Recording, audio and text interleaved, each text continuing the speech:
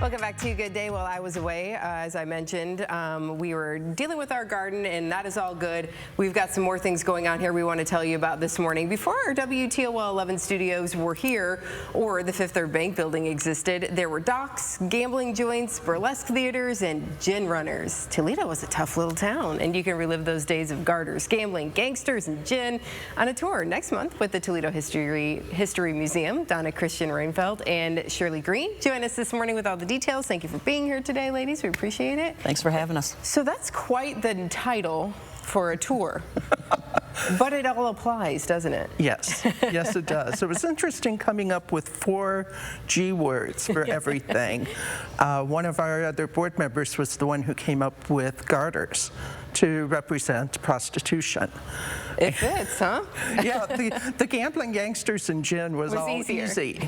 But yes, I sometimes do prefer to refer to the tour as being the Glass City 4 Gs. It's easier. It rolls off the tongue a little easier. So, Shirley, we know you from the Toledo Police Department, the museum there. Right. So, what is your role here with this tour?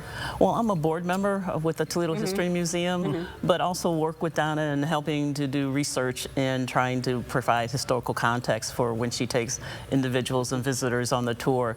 So she can really put a good face on what was going on in downtown Toledo in particular and throughout different locations in Toledo. Yeah. So this tour that people can take, kind of walk us through it. What can people expect on this? Well, we do start downtown, and we reveal the location of where we start when we send out the tickets. Okay.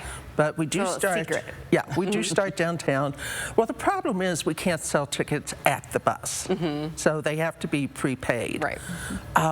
We start downtown. We go into the warehouse district. Then we head out to Point Place and talk about what was happening out there with the murder of Jack Kennedy. We head over to Benore to Dixie Highway in Michigan, then down Detroit. We head back downtown and finish up downtown, where we go to places like the Park Lane Hotel, the old post office, and then we end up back, of course, where the cars are parked. So there's a lot to tell, though.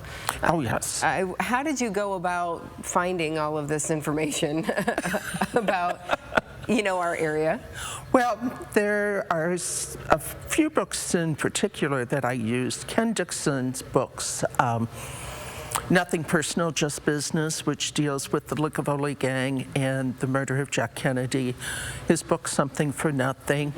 Terry Schaefer did the book on illegal gambling clubs in Toledo.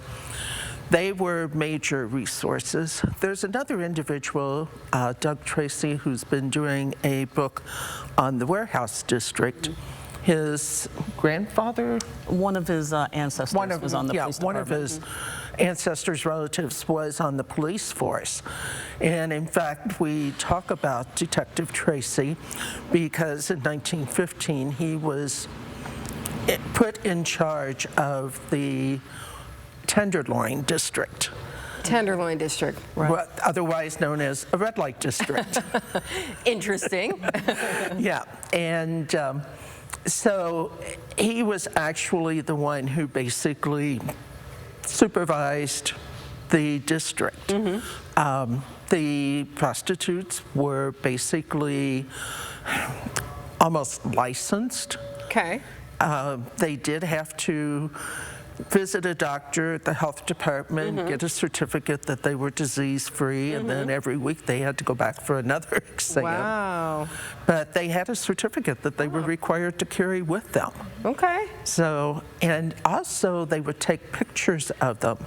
But they've never found those pictures, have they? No, we cannot find those pictures anywhere, which would be a good thing to have as part of our exhibit. We have an exhibit at the Toledo Police Museum about the Tenderloin District, which is kind of a precursor to what would happen in Toledo during the Prohibition era. And that's what the tour from the Toledo History Museum does. It kind of highlights what was going on during the Prohibition era in Toledo, but also focuses in on a little bit more with the Licavoli gang, Yanni Licavoli being its leader, and what they were doing in Toledo, because they weren't native Toledoans. They came down from Detroit. Right. And they just caused so much turmoil when they got down here. Wow. So lots of rich history here in our area, and I think everybody kind of, you know, that time period was really, there's nothing like it. So to be able to take that tour of our area, how could people, when are the tour dates, and how can people get tickets to Okay, that? the July tour would be the 13th. Okay.